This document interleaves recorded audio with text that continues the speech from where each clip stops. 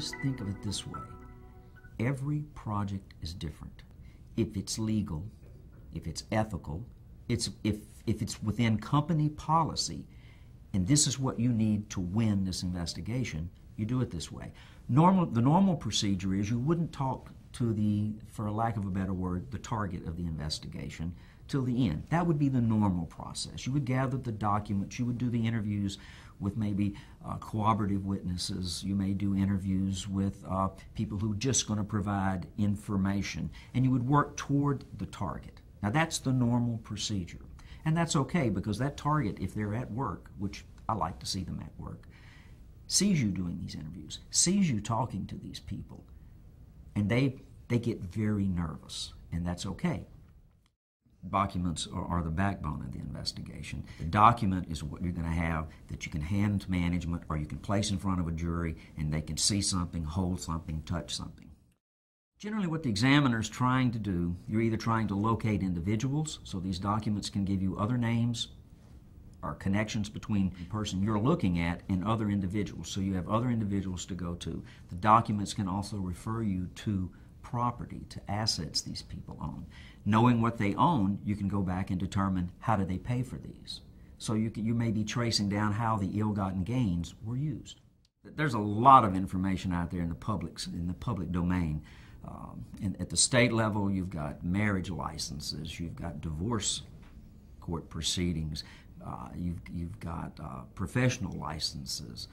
Those are all the things that are out there in the public domain at the state level. At the federal level, you have bankruptcy records and so forth that you can look at. Voter registration. You might ask, why would you want to know about voter registration? Voter registration will tell you where that person lives. It will also tell you other people that live at that address. So if you're looking for connections, that'll give you some names.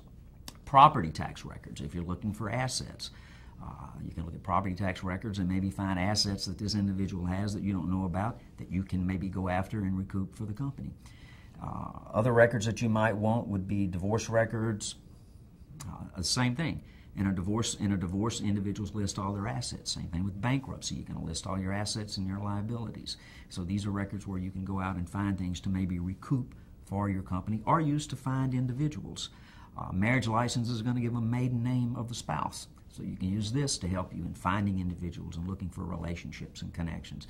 With the federal government, you're going to have foreign corporations registration. With the Secretary of State, in many states all the corporations are registered. You're going to have doing business as, DBAs. All of this information is sitting out there in the public domain. With electronic data, the first step is where is it? Who has control of it? Secondly is getting the data and getting the data in a manner that I can introduce it as evidence in court. You may not wind up in court, but you always want to proceed as if you're going to wind up in court.